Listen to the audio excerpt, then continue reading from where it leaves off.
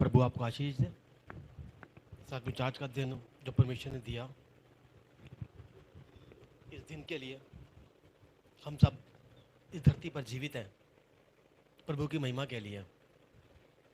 अभी मम्मी के लिए जो बातें अभी बोली गई, या जो अलका बहन ने बोली या भाभी ने बोली, सुबह जब मुझे, कल रात को जब मुझे सुमन ने कहा कि कल के लिए वचन तैयार कर लेना, आपने बोलना है।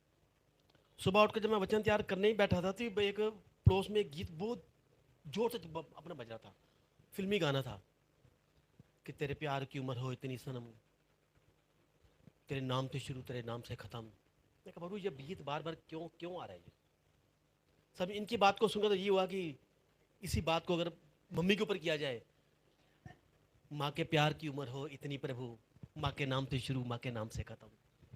माँ जीवन में है तो सब कुछ है, अगर माँ जीवन में नहीं, सच पूछो, ये माँ के जाने के बाद ही एहसास होता है कि मम्मी, सच पूछो, माँ कैसी भी हो, आखिर माँ माँ ही होती है।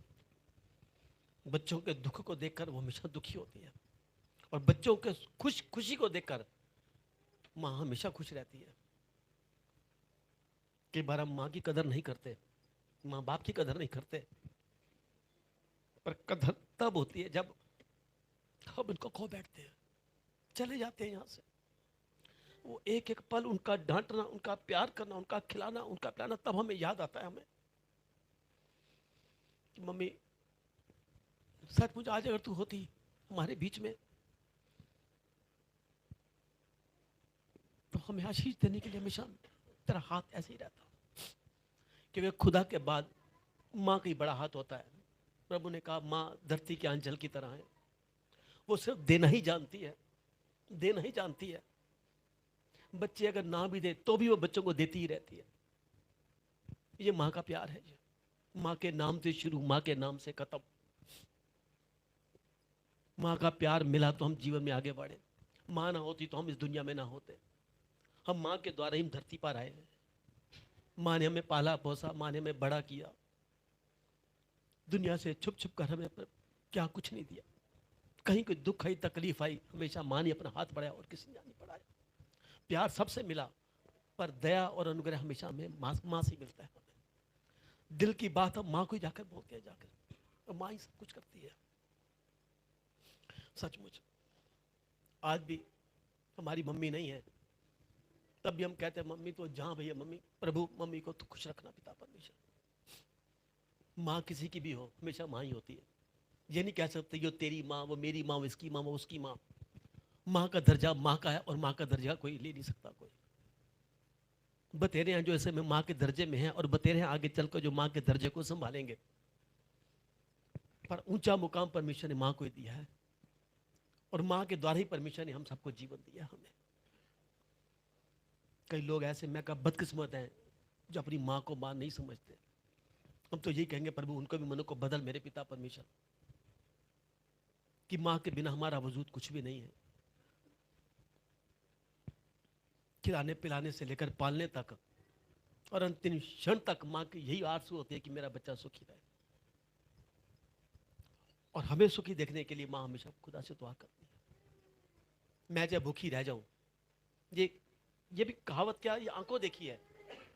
बच्चा पैदा होता है, रात को बिस्तर गीला कर देता है, तो सर्दी में भी माँ उस गीले पर खुश हो जाती है, बच्चे को सो के बतवाते। ये माँ का कर्ज हम कभी अदा नहीं कर सकते। माँ का कर्ज है ये।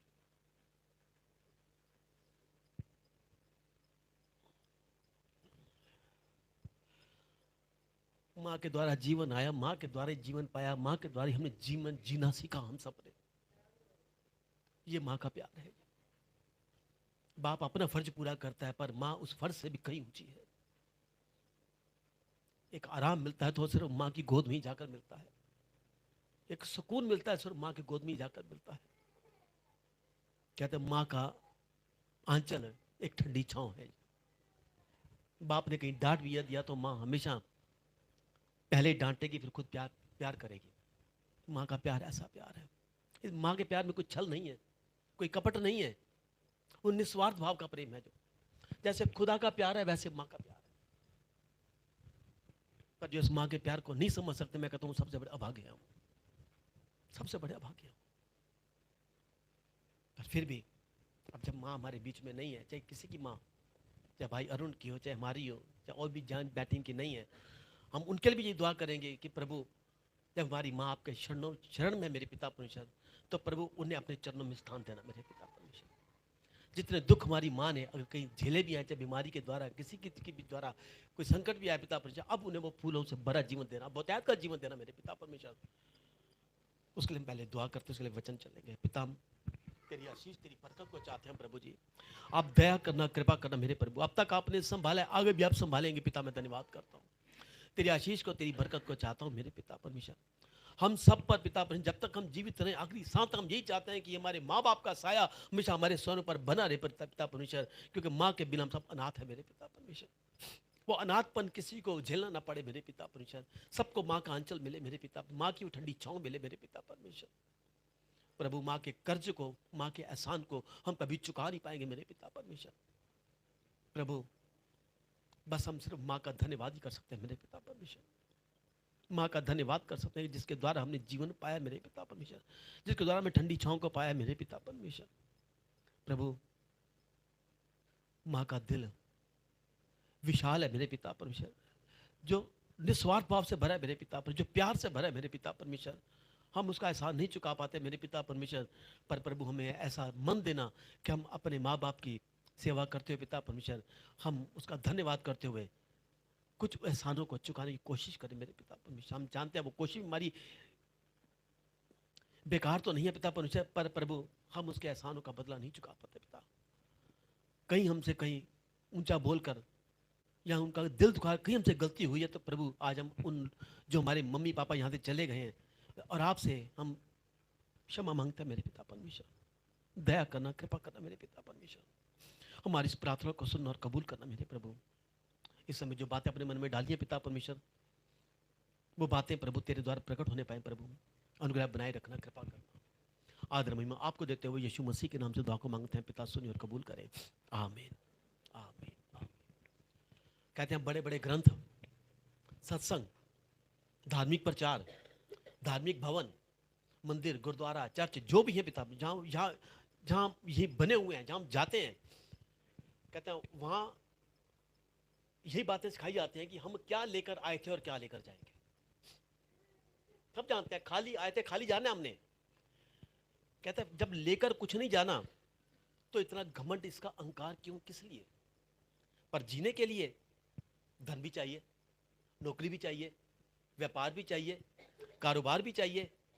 पर कहीं ऐसा तो नहीं कि इस चक्कर में पड़ते हुए हम कोल्हू के बैल की तरह सुबह और शाम एक दूसरे के ऐसे घूमते हुए कहीं बुढ़ापे के दलील तक तो नहीं पहुंच गए?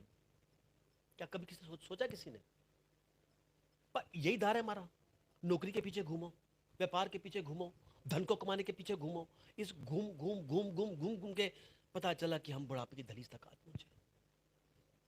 फिर शुरू होती है बुढ़ापे की मशक्कत, वो दिक्कत, वो परेशानियां, और मन में क्या था, हाय जिंदगी इतनी जल्दी गुजर गई, इतनी जल्दी गुजर गई जिंदगी। तब पता चलता है कि हमने क्या किया। कई बार बुढ़ापा ढोना पड़ता है हमें, बुढ़ापा गुजारा नहीं जाता, बुढ़ापा ढोना पड़ता है। वो दिक्कत, वो परेशानियां, वो दर्द, वो पीड़ाएं, वो बीमारियां, ऐसी ऐसी बातें, बुढ़ापा जिया नहीं जाता, जीवन जिया नहीं जाता, मौत मिलने पर नहीं मिलती, एक चलती फिरती लाश की तरह हमारा जीवन बन जाता है, बल्कि एक बदतर जीवन बन जाता है। क्यों क्यों ऐसा? उस समय ना तो प्रार्थना की जाती है, ना भवन जाया जाता है, ना चर्च की सुधी रहती है, ना बाइबल पढ़ी जाती है। बस एक एक डर मन में समाया रहता है, हाय अगला पल क्या होगा, हाय अगला पल क्या होगा। बचपन बीत गया पढ़ाई लिखाई में, बचपन बीते बीते जवानी आ गई, जवानी बीती धन कमाने में, और धन कमाते कमाते बुढ़ापा आ गया। अब बुढ़ापे में जब हाथ पैर शल होने शुरू हो गए, उस वक्त हाय मैंने ये क्या कर, फिर चिंता, हाय आगे क्या होगा, हाय आगे हर पल हर क्षण एक चिंता सताई रहती है। बचपन बीत जाता है, जवानी बीत जाती है, पर बुढ़ापा बिताना बहुत मुश्किल पड़ जाता है। जिनके पीछे लगे रहते हैं, जिनकी चिंताएं करते रहते हैं, आखिर में वही आकर मेरी चिंता को चला जाते हैं, कुछ हाथ नहीं लगता। सारी उम्र ये भूल जाते हैं कि हमने उस जगह पर भी जाना है जो हमारा अवधि जीवन है। वो अवधि जीवन यहां से वहां तक, हम परदेसी हैं यहां पर, ना कुछ लेकर आए और ना कुछ लेकर जाएंगे। लेकर जाएंगे तो क्या लेकर जाएंगे? अपने कर्म हम अपना लेकर जाएंगे, अपनी सामर्थ्य जो परमेश्वर से हमें मिली है हम वो लेकर जाएंगे। परमेश्वर के अभिषेक को, परमेश्वर के अनुग्रह को जो हमने कमाया है, उस कमाई को हम अपना लेकर जाएंगे। वो कहता है जीवन के 9 फल जो तेरे अंदर आए, वो फलवंत वृक्ष होकर तू मेरे पास आ। पर दुनिया कहती है नहीं, फल नहीं है, जीवन के 9 रंग होते हैं जिनमें हमें जिया जाता है। अहंकार है, क्रोध है, दुख है, सुख है, विलास है, घमंड है, ये जीवन के 9 रस हैं। इनके बिना जीवन कुछ नहीं है। पर प्रभु कहता है ये कुछ भी नहीं है, इसके आगे जीवन के वो 9 फल हैं। दीनता, नम्रता, संयम, उदारता, विशाल, योग्यता, सहनशीलता। अगर ये तेरे अंदर हैं तो तू एक फलवंत वृक्ष बनकर उनको तू साथ लेकर आएगा। तू ये क्या है? ये वाले ये सब यहाँ पर खत्म हो जाएंगे। जिन्हें हम देख रहे हैं ना, वो भी खत्म हो जाएंगे, जो हैं वो भी खत्म हो जाएंगे। चाहे निर्जीव हैं तो चाहे जीव हैं, चाहे जीवन है चाहे कुछ भी नहीं है यहाँ पर। ये खंबा, ये पंखा, ये कुर्सी, एकदम सब नाश होने वाला है। जो आंखों के आगे आ रहा है वो भी नाश होने वाला है, हम भी नाश हो जाएंगे। फिर क्या होगा? जिस पर नाश हो जाएंगे तो क्या होगा? ना मेरी मौत धन्यवाद कर पाएगी, ना मेरा शरीर धन्यवाद कर पाएगा, ना मेरी लोथ धन्यवाद कर पाएगी, ना मेरी कब्र धन्यवाद कर पाएगी। 4 कंधों पर जाना है, ये हकीकत है, नियति है इंसान की। चाहे शमशान घाट जाए चाहे कब्रिस्तान जाए, ये मिट्टी मिट्टी में मिल जाएगा, क्योंकि ये एक श्राप है। ये एक उत्पत्ति 3:19 में साफ साफ लिखा है, तू अंत में मिट्टी में मिल जाएगा, क्योंकि तू उसी से निकाला गया है। तू निकला नहीं है, तू निकाला गया है। तू मिट्टी तो है और मिट्टी ही में मिल जाएगा।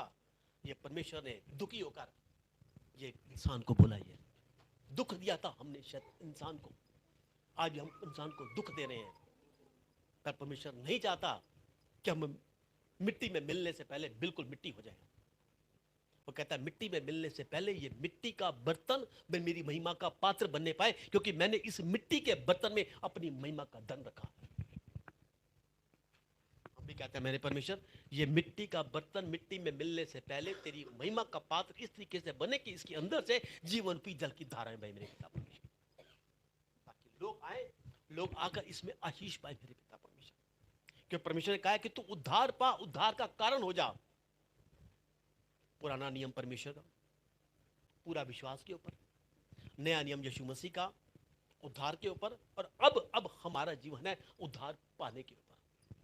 वो उद्धार दे चुका, अब हमने उद्धार पाना है, उद्धार का कारण हमने बन जाना है, तभी हमारा जीवन सफल है। वरना जैसे आए थे वैसे चले जाए, खाली आए थे और खाली हमने अपने चले जाना है। उसमें खुदा के पास जाकर हमने क्या कहना है?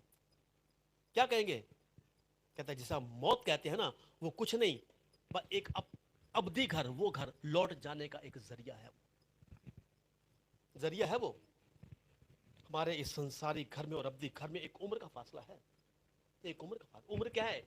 एक रस्सी की तरह है, जो बंधी या 2 खूंटे से, एक जन्म एक मृत्यु, और उसी जन्म का खूंटा और मृत्यु का खूंटा जो रस्सी बंधी है उम्र की, उस पर जीवन अपने नट की तरह अपना नाच नाचती है। जिंदगी एक नाच नाचती है उसके ऊपर। कई बार देखा होगा करतब करने वाले 2 डंडों पर रस्सी बांधकर कभी पहिए के ऊपर चलते हैं, कभी एक पांव पर चलते हैं, कभी 2 पांव पर चलते हैं, कभी कलाबाजी खाते हैं, कभी साइकिल चलाते हैं। वैसी जिंदगी चलती है, उम्र से शुरू होती है, मृत्यु तक जाती है, और रस्सी के ऊपर वो जिंदगी चल रही है और हम उसमें उसको देख रहे हैं, उसको नाचे जा रहे हैं। एक फासला है उम्र का जो हमने तय करना है हमने, और कोई दूसरा रास्ता है ही नहीं। पैदा होने से लेकर मरने तक का जो फासला, उसका दूसरा नाम क्या है? मृत्यु। डरने और घबराने की जरूरत नहीं, क्योंकि मौत की जो शक्ल है ना बड़ी डरावनी है।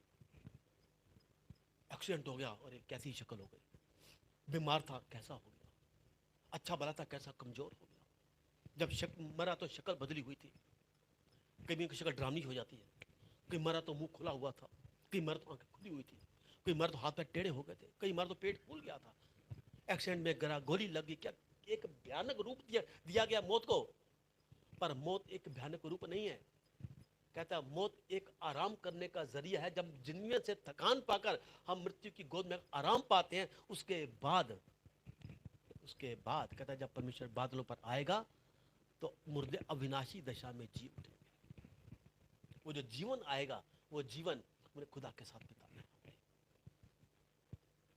वो खुदा के साथ अवधि जीवन। बस एक दहलीज है जिसे हमने पार करना है, जिसे हमें लांघना है, और लांघना बहुत जरूरी है। जब तक उस दहलीज को पार नहीं करेंगे ना, हम उस अवधि जीवन में जाएंगे भी नहीं, पार नहीं पाएंगे। उस पार को पाने का नाम ही मृत्यु है। जो वक्त मिला है ना, ये वाला जीवन से लेकर मृत्यु तक का, वहां जाने का हमारा एक उस तैयारी का वक्त न समझ लीजिए। अच्छा जीवन पाना है तो उस समय हमें तैयारी का ये वाला कितना समय बचा हमारे पास। 60 साल की मेरी उम्र होगी, मैं नहीं जानता 10 साल है, 5 साल है, 15 साल है, 20 साल है। और जितना समय बीत गया मैंने पकड़ पाया। अब जो पिता जब समय है, पिता परमेश्वर, उस समय को तो मैं पकड़ लूं। मैं मुझे मालूम है अंतिम क्षण में तुझे मैंने पकड़ लिया ना, तो प्रभु तू मुझे जीवन दे देगा मेरे पिता। वो मेरा खुदा ऐसा खुदा है, वो कहता है मैं तेरे सारे गुनाह गलती पाप तुम्हें क्षमा कर दूंगा। मैं क्षमा करने वाला परमेश्वर हूं। कहते जिंदगी स्वर्ग से आई हुई एक आत्मा का अपने घर लौट जाने का दूसरा नाम है। हमारे पास जो वक्त बचा है वो वापस जाने की एक तैयारी है। क्या हम उस तैयारी में, क्या हम तैयार हैं? क्या हमारी तैयारी है? क्या हमने वो तैयारियां की हैं? क्या हमने वो मेहनत की है? नहीं की तो जैसे आए थे वैसे चल रहा है, चलने तो कोई बात नहीं। सबने जाने, हम भी चले जाएंगे। जब जाएंगे तब देखा जाएगा कितना उम्र यहाँ की है। 50 साल, 60 साल, कोई पता नहीं है, कुछ पता नहीं है। उसके बाद वहां जाना, अनंत काल का जीवन, अनंत काल की मौत। मौत लेनी है या जीवन लेना है, अभी से इसकी हमें तैयारी करनी होगी। इब्रानी 11 का 13 में साफ साफ लिखा है, जो विश्वास ही की दशा में मरे और प्रतिज्ञा की हुई चीजें नहीं पाई, पर दूर से देखकर आनंदित हुए और मान लिया कि पृथ्वी पर परदेसी हैं। हम परदेसी हैं पृथ्वी पर, ये आपको मानना पड़ेगा। अगर हम किसी होटल में जाते हैं 1 महीने के लिए, 1 हफ्ते के लिए, 10 दिन के लिए, हम होटल के उस कमरे को अपना कमरा नहीं कह सकते। जाते जाते उस पलंग पर हमारा अधिकार नहीं है, उस बाथरूम पर हमारा अधिकार, उस टीवी पर, उस फ्रिज पर हमारा अधिकार नहीं है। हम जानते हैं हमने यहाँ छोड़कर जाना है। जब हम जाते हैं ना तो हमारे मन में कोई रंजिश नहीं होती, भाई था यूज किया, चलो चलना है। अब क्या यहाँ ऐसे किया जो है मेरे पास वो मेरा नहीं है, जाना है, ये छूट जाएगा। एक मोह पड़ जाता है ना इसके अंदर, एक उस मोह में हम अहंकार में आ जाते हैं।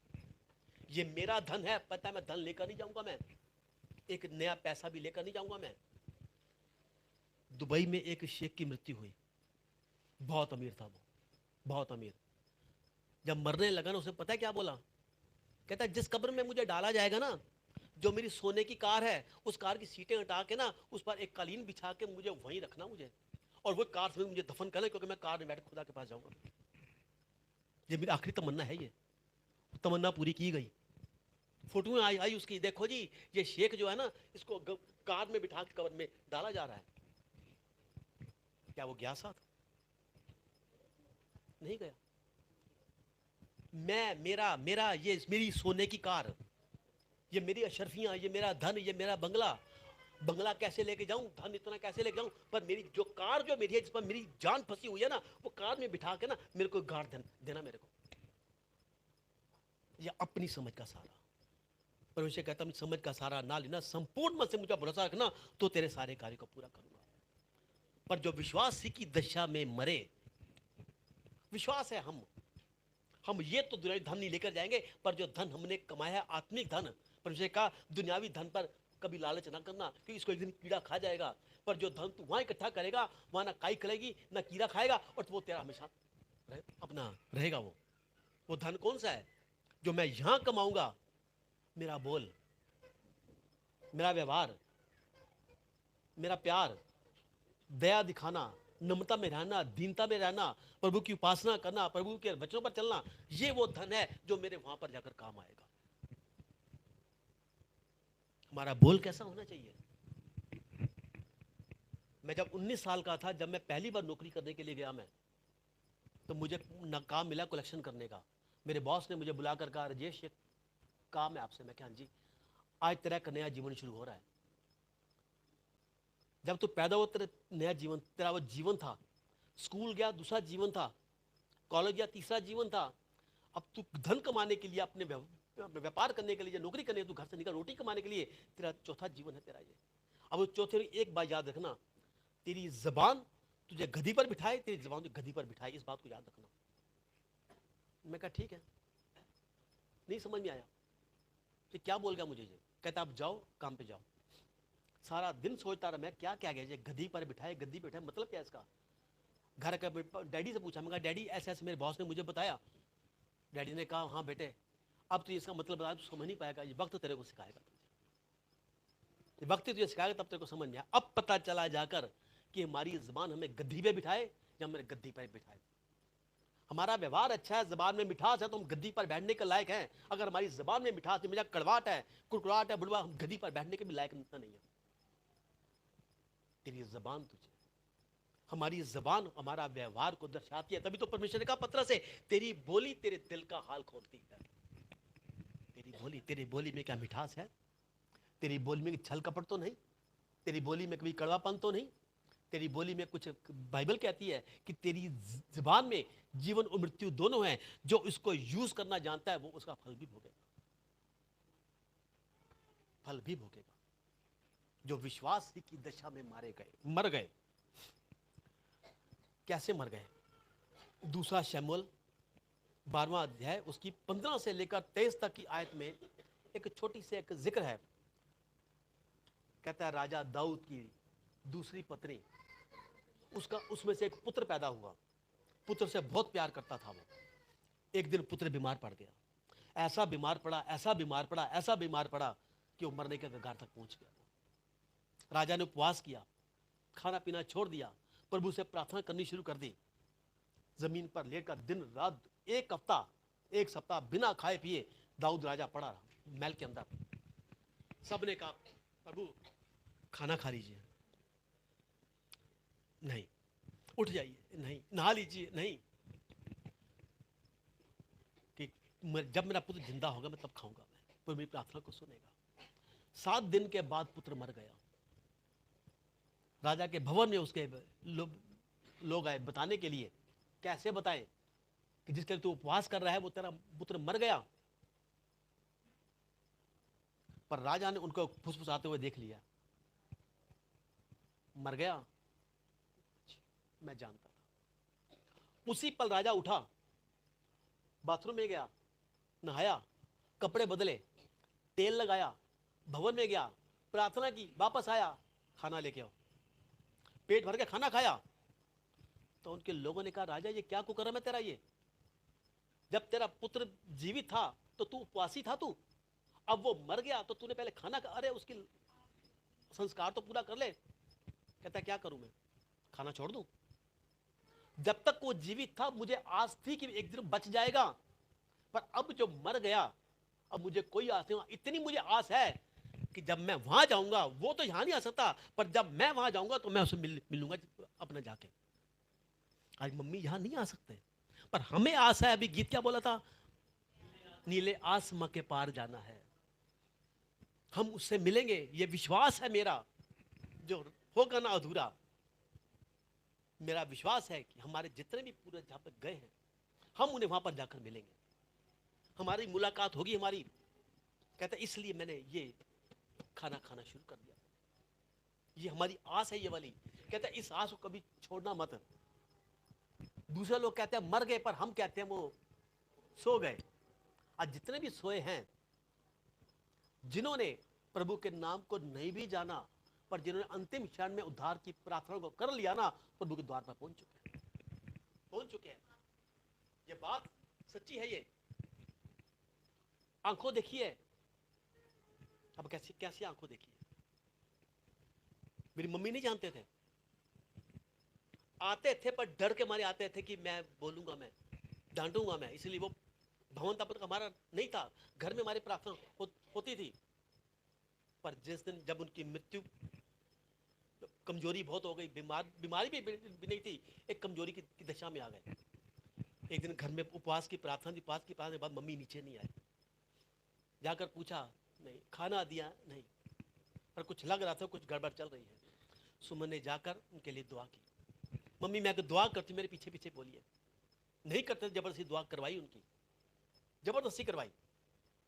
क्योंकि एक कहता ना, एक जहर का प्याला है, जबरदस्ती पियो तो मरोगे, पिलाओगे तो मरोगे, पियोगे तो मरोगे, अनजाने पियोगे तो मरोगे।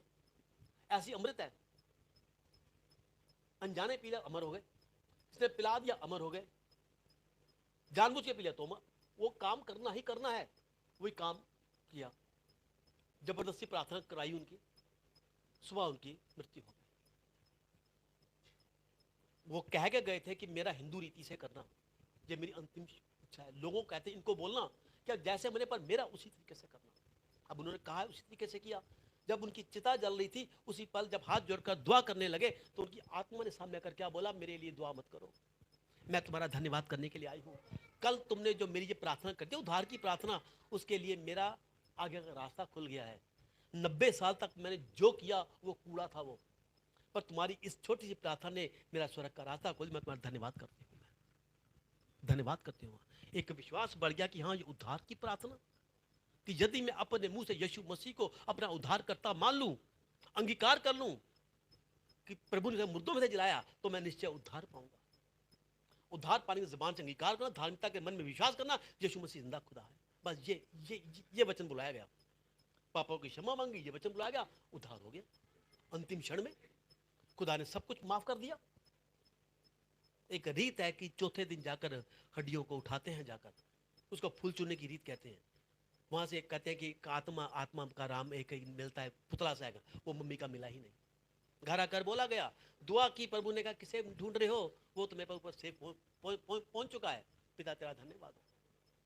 मम्मी के लिए दुआ कर रहा था, तो मम्मी ने दर्शन दिया कि वो एक बहुत सुंदर पार्क में पर लगे हुए हैं, 2 पंख लगे हुए हैं, चांदी का मुकुट, चांदी की बेल्ट पहनकर, हाथ में एक छड़ी सी है, हैरान भी है, परेशान भी है। कहाँ था मैं, कहाँ पहुंच गई, जो जाती हूँ मुझे सब कुछ मिल जाता है, खुश हैं बहुत, पिता तेरा धन्यवाद। सबसे अहम और बड़ी गवाही जो मम्मी ने दी मेरे को मृत्यु के बाद, मसीह लोग तो उस पर विश्वास करेंगे, पर अन्य जाति कहेगी ये पागल है ये। वो क्या गवाही थी, मेरी जन्म के बाद मेरी 3 बहनें और हुई। एक गर्भ में मर गई, 2 पैदा होते मर गई। प्रभु जानता था कि हम एक दिन यीशु मसीह, हम प्रभु में आएंगे, तो प्रभु ने उन बहनों को अपने पास सेफ रख लिया। वही बहनें बड़ी हुई, पढ़ी लिखी, स्वर्गदूतों की छाव में अपने पली। वही मम्मी को जाकर मिली, जाके मम्मी को मिला, मम्मी को अपना परिचय दी, मम्मी हम तेरी वो बेटियां हैं जो मर गई थी, तो आप आ गए, हम तेरा स्वागत करती हैं।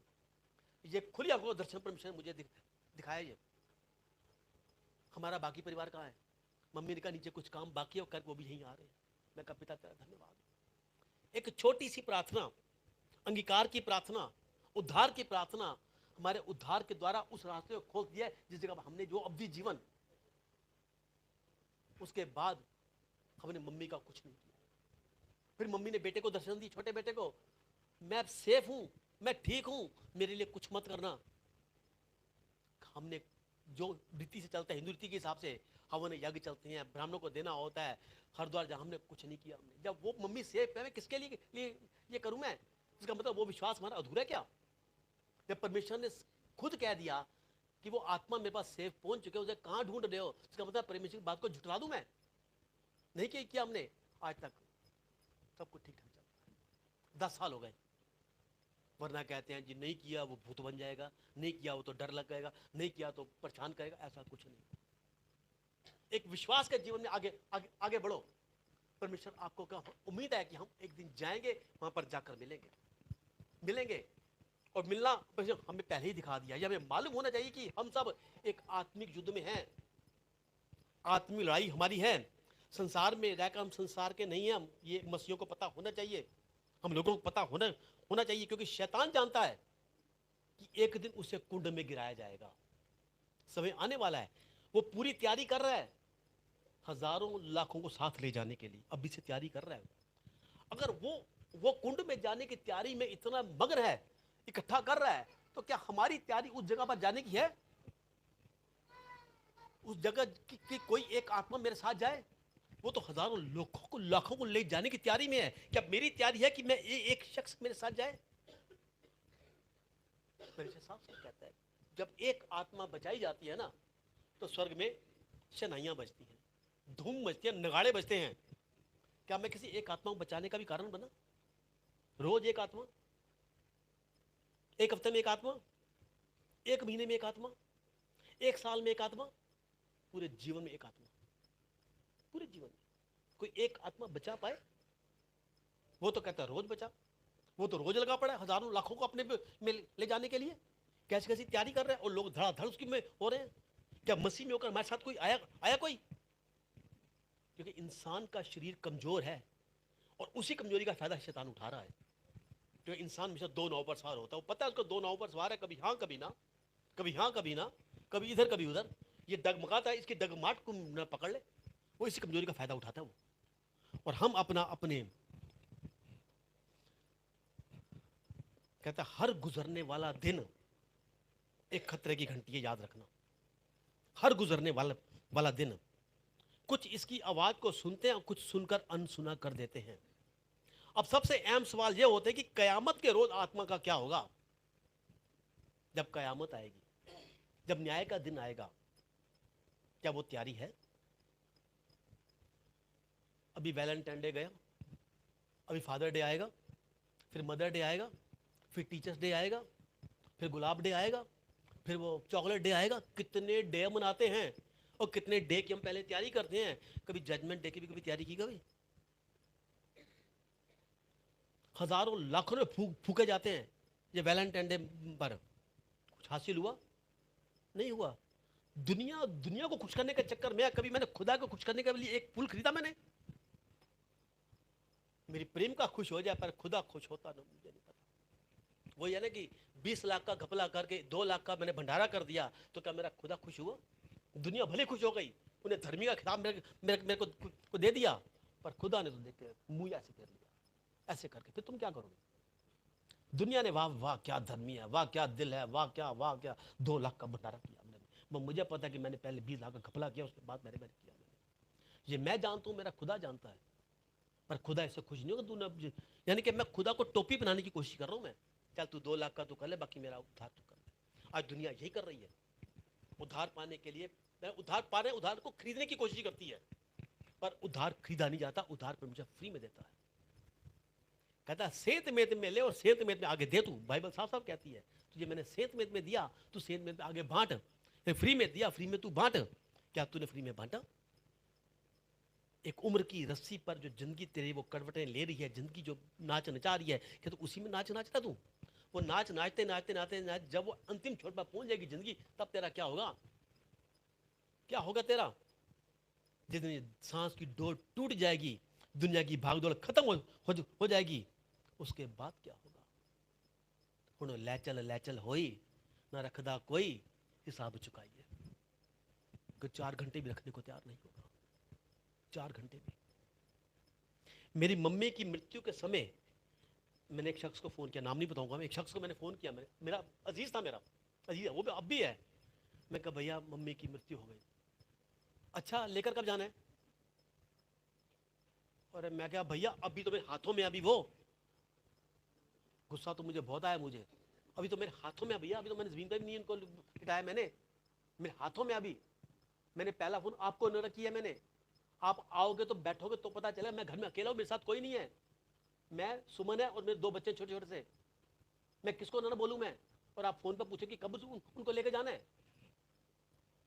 किसी जिंदा को बोलो जरा, इसको कब लेके जाना है, कब इसको निकालना है। वो जिंदा आपको घर से ना निकाल देगा कि मुझे तो निकाल रहा है, क्योंकि वो लाचार पड़ा है, वो नहीं बोल सकता। वो लाचार ना धन्यवाद कर सकता है, ना बोल सकता, ना अब अपनी फीलिंग को बता सकता है, क्योंकि वो खत्म हो चुका है। सांसों की डोर टूट चुकी है, उम्र की रस्सी का पड़ाव आज खत्म हो चुका है। आज कुछ भी कह लीजिए, वो कुछ बोलेगा ही नहीं। चाहे उसको गालियां दो, चाहे उसे घूसे मारो, चाहे थप्पड़ मारो, चाहे उसे लेकर पछाड़ दो, उसको नहीं बोलेगा। पड़ा रहे उसी टाइम पड़ा है, चाहे बदबू आ जाए, शीर सड़ जाए, कुछ हो जाए, वो नहीं बोलेगा, आप कुछ नहीं, आपको बोलेगा। भाई यही होगा, हम लै चल कदों लै चलना है, कब निकालना है, कितने बजे का टाइम है, घर से निकालने टाइम का संस्कार का टाइम क्या है, ये भी बोला पूछा जाता है। हम यहाँ नहीं वहां पर पहुंचेंगे, हम क्या कर सकते हो, कुछ नहीं कर सकते। एक चुप्पी साथ कर बैठ बैठ जाओगे, यही हमारी, यही शरीर, यही हमारा जीवन, जिसकी चिंता करते रहे और वो कहते हैं कब लेकर जाना है। कई तो कहते हैं मर गया अच्छा हुआ, कई कह देते हैं बड़ा ऐसा था, बड़ा वैसा था। कोई हमारे जाने भाई ये ना कहे बड़ा ऐसा था, बड़ा बड़ा वैसा था। प्रभु ऐसी फितरत ना आए मेरे पिता परमेश्वर, वो संभालेगा वो। मगर जाने के बाद भी क्या हमारा कहानी खत्म हो गई? कहानी खत्म हो गई हमारी? दुनिया कहती है मर गया, चलो कहानी खत्म हो गई। ये नहीं पता कहानी तो अब जाकर शुरू हुई है, अब जाकर शुरू हुई है जाकर। वचन जानने के बाद भी लोग सच से अनजान बने रहते हैं, ये बाइबल कहती है। सच का ज्ञान नहीं है, इसलिए अनजान बने रहते हैं। किसी को धन का, किसी को शिक्षा का, किसी को योग्यता का, किसी को पदवी का, किसी को नौकरी का। इतना अहंकार है, इतना अहंकार है, ऐसा अहंकार है कि पैर पृथ्वी पर टिकते नहीं हैं। कब तक रहेंगे अहंकार में? कब तक? जिस धन का अहंकार करते हैं ना, कहते हैं वो जब धन आता है ना, अहंकार का धन, तो पीठ पे लात मारता है इंसान, ऐसे ऐसे हो जाता है, ऐसे रहेगा, ऐसे ऐसे करके। और जब धन जाएगा ना, छाती पे लात मारेगा बंदा, ऐसे हो जाएगा। प्रभु ऐसी फितर ना आए मेरे पिता परमेश्वर कि धन आए तो यहाँ लात मारे, जाए तो मुझे यहाँ लात मारे। ऐसा अहंकार, मेरा धन मुझे नहीं चाहिए पिता परमेश्वर, मुझे वो धन चाहिए जो तेरी ओर से पिता परमेश्वर, जो तेरे राज्य में इस्तेमाल हो पिता परमेश्वर। जो तूने दिया तेरे इस्तेमाल हो, जो तू देगा तेरे इस्तेमाल होगा, वो धन बढ़ेगा पिता परमेश्वर। यहां से दिया, यहां लिया, अगर यहां देखकर मैं रख रख रख रख दिया ना, तो बेकारपना हो जाएगा, वो रखा रहेगा वो। ऐसी एक कुंड में पानी पड़ा रहे ना, पड़े पड़े पड़े पड़े क्या होता है? काला पड़ जाता है, बदबू आती है, कीड़े पड़ जाते हैं, बीमारी आ जाती है।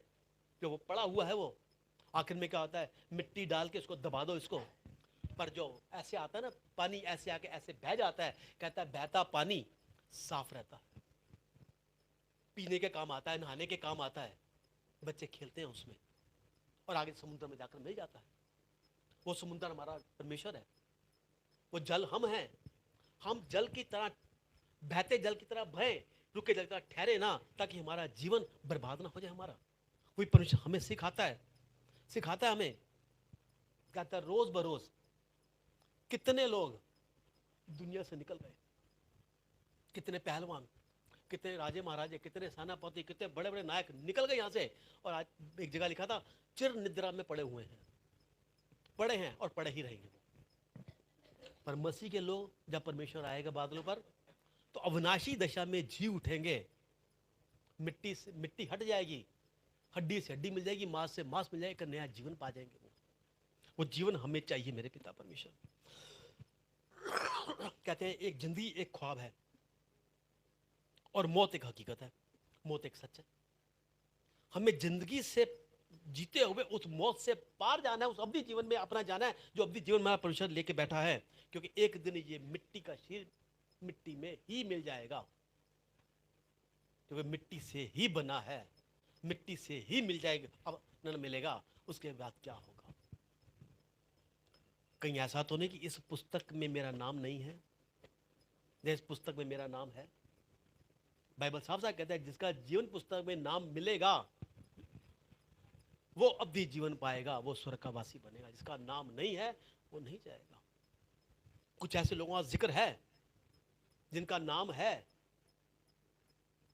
वो, और जिनका हुलिया है पर उनका नाम नहीं है। हुलिया है, रहन सहन है, खान पीन है, व्यवहार है, कोठी बंगले गाड़ी सबका जिक्र है, और उसका नाम नहीं। फिर क्या होगा? क्या होगा उसका? बाइबल जिक्र निकाला जाए तो कहते हैं लूका 16 का लेकर 19 16 का 19 लेकर 31 तक धनवान, बैंजनी कलर के कपड़े पहनता था, रॉयल जिंदगी जीता था, रोज पार्टियां होती थी, बड़े बड़े गाड़ी बंगले उसके पास थे, रोज कितने लोग उसे चहल पहल होती थी, कितनों को मिलता था, कितनों के साथ उसका रहन सहन था, अच्छा भोजन करता, भोजन का भी जिक्र, भोजन करता था। पर उसकी ड्योढ़ी पर एक लाजर नाम का भिखारी छोड़ दिया जाता था। सुबह बिठाया जाता था, शाम को उठा के ले जाया जाता, उसके परिवार के लोग छोड़ जाते थे, फिर उसको लेके जाते थे। वो इतना लाचार था कि उससे घाव को कुत्ते चाटते थे, और जो जूठन बच जाता था उस जूठन को उठा उठा के खाता था। पर मैं समझता हूं कि ये बात गलत लिखी गई है। वो जूठन खाता था, ये बात गलत है। ये जिसके घाव को कुत्ते चाटते हो, कुत्तों को नहीं हटा सकता, वो लपक कर भोजन कैसे उठाता होगा? वो जब भोजन फेंका जाता था, पहले कुत्ते खाते, कुत्तों का जूठन खाता था वो।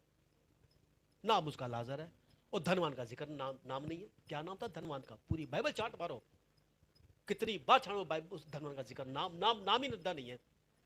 सब बस धनवान धनवान धनवान धनवान। बिरला टाटा अंबानी बनने के बाद भी अगर जीवन में परमेश्वर नहीं है ना, तो बस नाम की भी कोई वैल्यू नहीं। यहाँ दुनिया वावी वावी करेगी, पर वो जो वजह क्या थी, वजह क्या थी, क्यों उसका जिक्र है, क्यों उसका जिक्र नहीं है?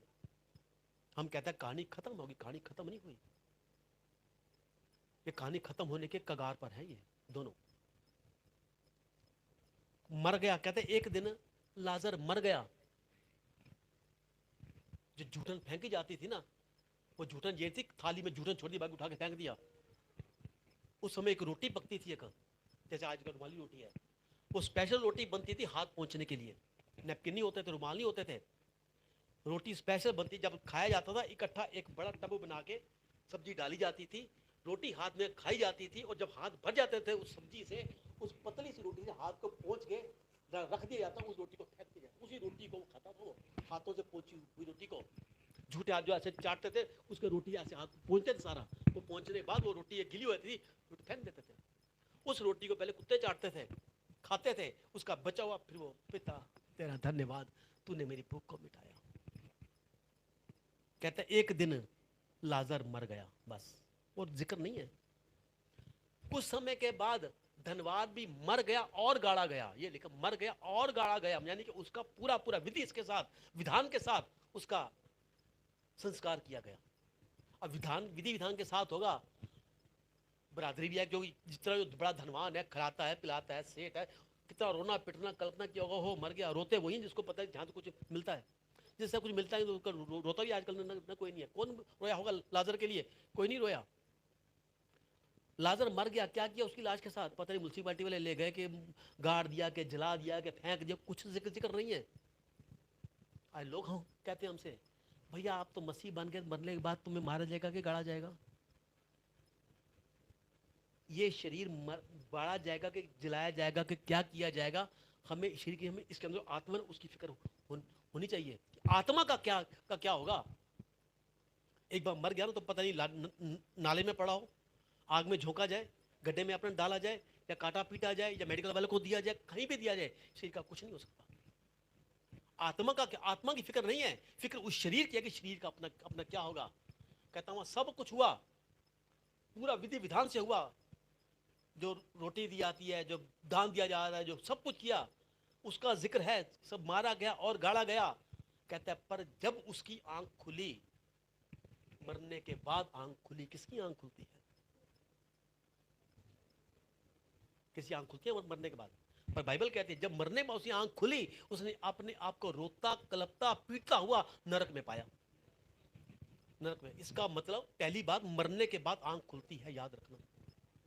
आंख खुली मरने के बाद, अपने आप को दुख में पाया, यानी कि मरने के बाद दुख महसूस होता है, ये बॉडी महसूस करती है, अपने आप को दुख में पाया, रोया, बॉडी रोती है, आत्मा रोती है, दुखों को महसूस करती है, रोया कल्पा, आंख खुली, आंख खुलती है। पर यहां कहते हैं मरा था ना, आंखें खुली रह गई थी। जीवन भर आंख खुल जाती ना तो वहां ना गला पाया जाता। मरने के बाद आंख खुली, हमने आंखों को बंद कर, तुम्हारी आंख बंद करने से क्या हो, कुछ नहीं होगा, फटाफट आंख बंद कर दो, आंख खुलेगी, खुली रह जाएगी, फिर आंख बंद नहीं होगी। अगर यही आंख पहले खुल जाती जीवन में तो क्या होता, तो ये नरक की आंख तो ना मिलती। तब उसने अपनी आंखों को उठाकर देखा, यानी कि इंसान देखता भी है मरने के बाद, आंखें भी खुलती हैं, दुख भी मिलता है, महसूस भी होता है। देखा कि सामने ऊपर पिता की गोद में वो लाजर भिखारी बैठा है, पहचान गया। मरने के बाद पहचान शक्ति कहां कायम रहती है? यहां कहते हैं कहानी खत्म हो गई, कहानी खत्म नहीं हुई, मरने के बाद सोचने की समझने की शक्ति है। ये वो लाजर है जो मेरी जूठन खाता था। प्रभु ये कैसा इंसाफ है, जो मेरी जूठन खाता था, जो भिखारी है, ऐसे बोला वो, हाथ जो जूठन खाता था, जो भिखारी है, जो मेरी जूठन, अभी भी अहंकार नहीं गया, अभी भी अहंकार नहीं गया, जो मेरी जूठन खाता था वो तेरी गोद में, देख कैसा इंसाफ है।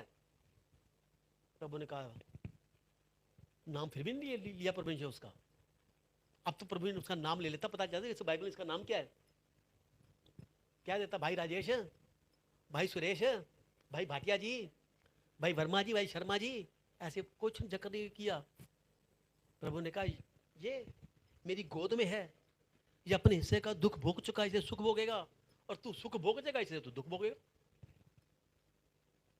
प्रभु एक बात बताइए, जितने धनवान हैं क्या सारे नरक में जाएंगे? क्या जितने भिखारी हैं, जितने कोड़ियां, सारे तेरी गोद में जाएंगे? तो प्रभु ऐसा धन मुझे क्यों तू दे रहा है पिता परमेश्वर, कि जो धन मुझे नरक की आग में अपने ले जाए? क्योंकि तूने कहा है, हम कहते हैं प्रभु तूने कहा है कि मैं कंगाल बन गया कि तुम धनवान बन जाओ, और मैं धनवान इसलिए बनूं कि मैं नरक की आग में अपने झोंका जाऊं। परमेश्वर ने कहा तू चाहता तो इसका इलाज करा सकता था, तू चाहता तो इस पर खर्च कर सकता था, तू चाहता तो जो तेरे को दिया तू नेक काम में खर्च कर सकता था, तू चाहता तो मेरे दिए हुए में से मुझे दे सकता था, तू चाहता तो भवन में जाकर मैं धन्यवाद कर सकता था। तुझे जो दिया क्या तूने कभी धन्यवाद किया? तुझे जो दिया क्या तूने गरीबों को दिया?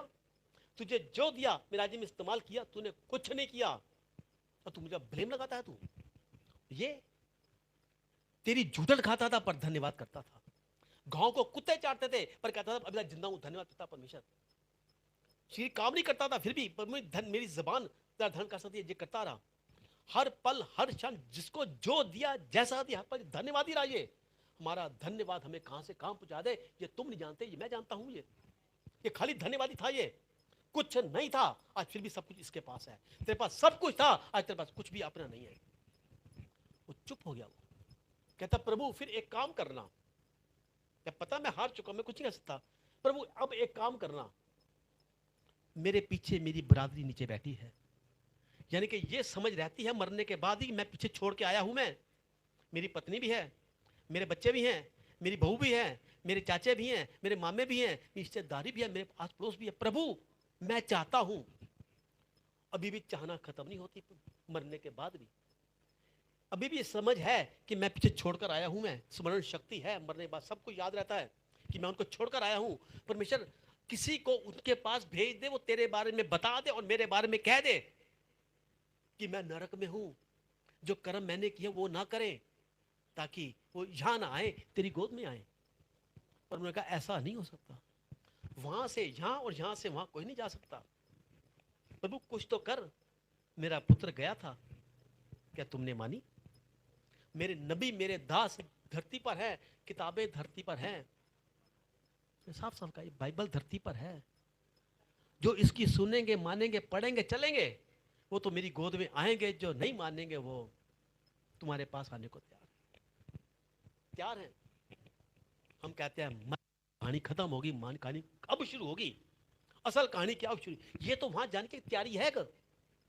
अगर यहां समझ गए तो वहां बेड़ा पार है, यहां नहीं समझे तो कुछ नहीं होगा, कुछ नहीं होगा वहां। पर जैसे आए थे वैसे खाली हाथ जा रहे हैं, खाली हाथ जाना पड़ेगा। क्या करना है हमने? उस अवधि जीवन को पाने की तैयारी यही से शुरू करनी है। और इस तैयारी में हम 10वीं क्लास का बच्चा पेपर के लिए तैयारी करता है, पेपर देता है तो 11वीं क्लास में पहुंचता है। 12वीं वाला पेपर देता है, तैयारी करता तो कॉलेज में जाकर पहुंचता, वरना 12वीं करता रह तू, आखिर होगा क्या? कर कर आखिर भैया मेरे से नहीं होता, अब मैं छोड़ रहा हूं मैं। क्या होगा फिर? कुछ नहीं होगा। वो तैयारी हमारी क्या यहां है अब भी जीवन पाने की? अगर किसी को जब वहां मौका नहीं मिला, अब हमारे पास तो मौका है, जितना समय बीत गया छोड़ दो, अपना जो है वो तो पकड़ लो, वो तो पकड़ लो। क्या करेंगे हम? मैंने पहले भी कहानी आपको सबको सुनाई थी कि एक राजा की 4 बीवियां थी, 4 बीवियां, 4 शादियां की उसने, 4 उसकी बीवियां उसकी, पर छोटी वाली बीवी से बहुत प्यार करता था वो, बहुत प्यार करता था वो। एक दिन एक दूत उसके पास आया, उसने कहा राजा तेरी उम्र पूरी हो चुकी है, अब तुझे 3 दिन बाद तुझे मौत की नींद सुला दिया जाएगा और तुझे वो चलना है। राजा बहुत डर गया, अपनी बीवी के पास गया, चौथी वाली के पास, मैं तुझसे बहुत प्यार करता हूँ। कहती मैं जानती हूँ, मेरी मृत्यु का समय आ गया, परसों मेरी मृत्यु होनी है, फिर मैं चाहता हूँ तू मेरे साथ चल। बीवी कहती है तू इस पल मर, अगले पल में किसी और की हो जाऊंगी मैं, मुझे तुझसे कोई सरोकार नहीं है। कहता मैंने इतना तुझसे प्यार किया और तू मुझे ये कह रही है? कहते हाँ, तू 3 दिन बाद मरेगा, अभी मर जा, मैं तो अभी चाहती हूँ अभी मर तू, उसी पल में किसी और की हो जाऊंगी मैं। राजा का मन दुखी हो गया, वो तीसरी वाली के पास गया, कहते ऐसे ऐसे बात है, बोल। कहते तेरा मेरा कोई मतलब नहीं है, मैं यहाँ तू वहां, मैं वहां नहीं जा सकती मैं, सॉरी मुझे माफ कर दे दो, तेरा मेरा साथ यहीं तक का था बस, तू उधर मैं इधर, गुड बाय। राजा और दुखी हो गया, दूसरी वाली के पास गया, कहते हैं 3 दिन बाद मेरी मृत्यु है, मैं चाहता हूं तू मेरे साथ चल।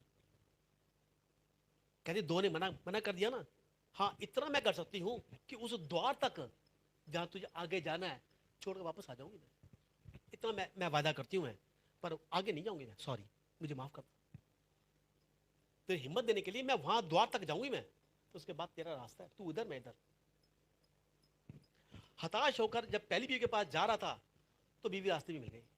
कहते क्या हुआ स्वामी, क्या बात है, क्यों इतने उदास हो? मुझे पता चल गया, सबने मना कर दिया, बताइए कहाँ चलना है? तू मेरे साथ चलेगी? तू जहां कहे मैं दुनिया छोड़ता क्या, मृत्यु को छोड़ तेरे साथ जाने को तैयार हूं, बोल कहां चलना है?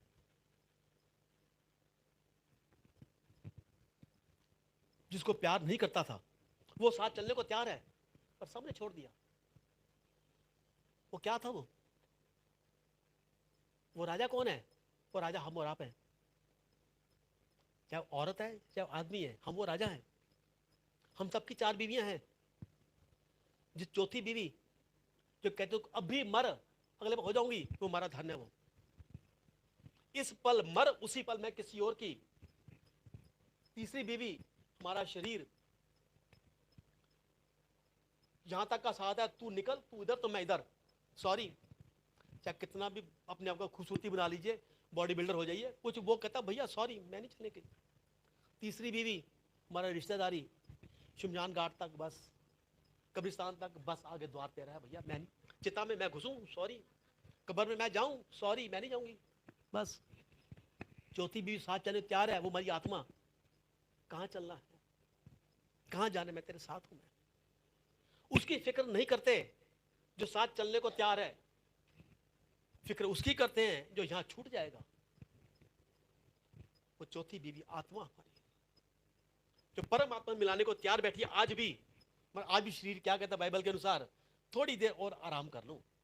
आत्मा कहती है उठ प्रार्थना कर, पर शरीर कहता नहीं थोड़ी देर और आराम कर लूं, 2 पल की झपकी और ले लूं। मैं सुबह 4 बजे उठूंगा प्रार्थना के लिए, अलार्म लगाऊंगा मैं, जब अलार्म बजा 10 मिनट और सो लूं, उसके बाद मैं उठूंगा मैं। जब 10 मिनट क्या बजाय 10 बज चुकी है, 10 मिनट के भी 10 बज चुके, तब ओह मैं तो उठना था, मैंने क्या हो गया ये, चल कल कर लेंगे। अगले दिन मौका नहीं मिला, उसको मौका नहीं मिलेगा। आत्मा कहता है उठ प्रार्थना कर, श्री कहता है 2 पल का आराम और कर लूं मैं। वो 2 पल का आराम हमें कहां लेकर जाएगा हम नहीं जानते। प्रभु दया कर मेरे पिता परमेश्वर, तू दयालु है मेरे पिता परमेश्वर। हम उन बीवियों के पीछे ना भागे जो यहां हमें छोड़कर बैठने, पिता जो हमारे साथ जाएगी उसको हम प्यार करें मेरे पिता परमेश्वर। चाहे वो आदमी है चाहे औरत है, हम सब राजा हैं परमेश्वर की निगाह में, और हम सबकी 4-4 बीवियां हैं। पहली बीवी नहीं चाहिए, हाँ जरूरत है उसकी, रिश्तेदारी जरूरत है उसकी, शरीर स्वस्थ रहे पिता परमेश्वर। तो प्रभु हम उस आत्मा को पहला साथ दे जो हमारे साथ जाने को तैयार है पिता परमेश्वर। आत्मा साथ नहीं छोड़ेगा, आत्मा हमेशा मेरे साथ साथ जाएगा। परमेश्वर से मांगे आज, कहें आज परमेश्वर पर दया कर, कृपा कर, हम बेकार की बातों में ना पड़े मेरे पिता परमेश्वर, दुनियाई बातों में ना आए पिता परमेश्वर, उस आत्मिक में आगे बढ़े जिस आत्मा के द्वारा हमने उस अवधि जीवन को पाना है, मेरे जो अवधि घर में जाना है मेरे पिता परमेश्वर, वो जो हमारा स्थान है पिता परमेश्वर, उत्तम स्थान है मेरे पिता परमेश्वर। हम यहाँ पर परदेसी है मेरे पिता परमेश्वर, हम अपने परदेसीपन को देखें मेरे पिता परमेश्वर, उस परदेसीपन को निभाएं मेरे पिता परमेश्वर। और जब हमने यहाँ जाना है तो ये किसी बात का लगाव ना रखे मेरे पिता परमेश्वर। छूट जाएगा एक दिन, छोड़कर चले जाएंगे पिता परमेश्वर। दिन कब आ जाए तूने कहा, वो दिन चोर के समान आएगा, चोर के समान आएगा। प्रभु उस पल की तैयारी हमारी हमेशा बनी रहे पिता परमेश्वर। हम जानते हैं ये कार्य हमारी बल बुद्धि से नहीं, आपकी आत्मा के द्वारा हो चुका है, तो हम धन्यवाद करते हैं। Hallelujah, hallelujah. आइए दुआ करते हैं। धन्यवाद मेरे मान समर्थी पिता, प्रभु तेरी आशीष को, तेरी बरकत को चाहते हैं प्रभु जी। आप बड़े, हम घटे मेरे पिता परमेश्वर। आज जिस कार्य के आपने हमें इकट्ठा किया मेरे पिता परमेश्वर, जिस काम के हम यहाँ इकट्ठा हुए मेरे पिता परमेश्वर, जिस आत्मा की शांति के लिए हम इकट्ठा हुए मेरे पिता परमेश्वर, हम चाहते हैं वो आत्मा अब भी जीवन पाए मेरे पिता परमेश्वर। प्रभु क्योंकि आत्मा हमारे साथ जाएगी पिता परमेश्वर, शरीर यहाँ रह जाएगा, धन यहाँ रह जाएगा, रिश्तेदारी मिलने जुलने में सब यहाँ रह जाएंगे मेरे पिता परमेश्वर। जो साथ जाएगी वो आत्मा है पिता परमेश्वर। हम उस आत्मा से हम प्रेम करने वाले बने मेरे पिता परमेश्वर। उपदी जीवन दिलाने वाली आत्मा है मेरे पिता परमेश्वर। दुनिया कहती है ए धन तो खुदा नहीं, पर खुदा से कम भी नहीं। हाँ मेरे पिता परमेश्वर, पर खुदा जब तू धन देगा वो धन हमारे लिए कामयाब है मेरे पिता परमेश्वर। हमें धन तेरी ओर से चाहिए मेरे पिता परमेश्वर। हे प्रभु इतना दीजिए जहाँ मेरे कुटुंब से आए, मैं भी भूखा ना रहूं, मेरा साथी ना भूखा जाए। प्रभु दया कर मेरे पिता परमेश्वर। घमंड से, अहंकार से, लालच से हमें दूर कर मेरे पिता परमेश्वर। ये बातें जो हमें दूर करती हैं तुझसे, हम इनसे दूर होने पाए मेरे पिता परमेश्वर। तूने कहा बाइबल पाप से दूर करती है, पाप बाइबल से दूर करता है। प्रभु हम बाइबल से नहीं बल्कि पाप से दूर होने पाए मेरे पिता परमेश्वर। प्रभु आप दया करें मेरे पिता परमेश्वर। उनका बड़ा हाथ हम सब पर रखे मेरे पिता परमेश्वर। जो आत्मा तेरे पास पहुंच चुकी है मेरे पिता परमेश्वर, उनका परिवार इस समय जो यहाँ बैठा है मेरे पिता परमेश्वर, प्रभु उन्हें भी सांत्वना देना मेरे पिता परमेश्वर। उन पर अपना हाथ रखना मेरे पिता परमेश्वर। हम उनकी घटी को पूरा नहीं कर पा रहे, पर प्रभु आप घटी को पूरा करने वाले परमेश्वर हैं मेरे पिता परमेश्वर। प्रभु दुख की घड़ी में भी उन्हें हमेशा उनके साथ रहकर उस कमी घटी को पूरा करने वाला आप है मेरे पिता परमेश्वर। आप सब कुछ कर सकते हैं मेरे पिता परमेश्वर। प्रभु आप दया करें, जो आत्मा आपके पास है मेरे पिता परमेश्वर, उसे अवधि जीवन दे मेरे पिता परमेश्वर। वो जो आत्मा हमारे बारे में सोच भी दिया मेरे पिता परमेश्वर, तो उनकी सोच विचार पर आप हावी हो जाए मेरे पिता परमेश्वर। प्रभु आप दया करें मेरे प्रभु जी। हमें विश्वास है प्रभु कि एक दिन वो आएगा जब बादलों पर आप आएंगे और हम वहाँ जाएंगे पिता परमेश्वर। हम उन्हें मिलने पाएंगे मेरे पिता परमेश्वर, और हम अच्छा जीवन देखेंगे मेरे पिता परमेश्वर। दया करना, कृपा करना प्रभु जी। आप दया के सागर हैं, हर पल हमारे साथ हैं पिता। मैं धन्यवाद करता हूँ, तेरी आशीष को, तेरी बरकत को चाहता हूँ प्रभु। आप बड़े, हम घटे मेरे पिता परमेश्वर। आदर महिमा आपको देता हूँ, पिता पुत्र पवित्र आत्मा के नाम से इन सबको आशीष के लिए बरकत बोलता हूँ, और आपके बेटे यीशु मसीह के समर्थी नाम से दुआ को मांगता हूँ पिता, सुनिए और कबूल करें। आमीन, आमीन, आमीन। Hallelujah, hallelujah. प्रभु आपको आशीष दो। आइए आखिरी प्रार्थना के साथ करते हैं। ऐ हमारे पिता, आप जो स्वर्ग में हैं, आपका नाम पाक माना जाए, आपका राज्य है, जैसे आपकी इच्छा स्वर्ग में पूरी होती है वैसे ही इस जमीन पर हो। हमारी रोज की रोटी हमें दे, जिस प्रकार हम अपने गुनाहगारों को माफ करते हैं, आप भी हमारे गुनाहों को माफ करें। हमें किसी परीक्षा में ना ले, बल्कि बुराई से बचाएं, क्योंकि राज्य, पराक्रम और महिमा सदा से आप ही का है। आमीन, आमीन। स्वर्ग आशीष सभी लेंगे, दोनों स्वर्ग की तरफ करके। अब हमारे खुदा यीशु मसीह का फजल, खुदा बाप की मोहब्बत, पाक रूह की हिफाकत और शराकत हम सब विश्वासियों के साथ, यहाँ बैठे के जन के साथ, इनके मिलने जुलने वालों के साथ, इनके घराने वालों के साथ, अब से लेकर यीशु मसीह के दोबारा आगमन तक हमेशा हमेशा के लिए हम सबके साथ बनी रहे, यीशु मसीह के नाम से। आमीन, आमीन। हालेलुया। प्रभु आपको आशीष दे। धन्यवाद पिता परमेश्वर।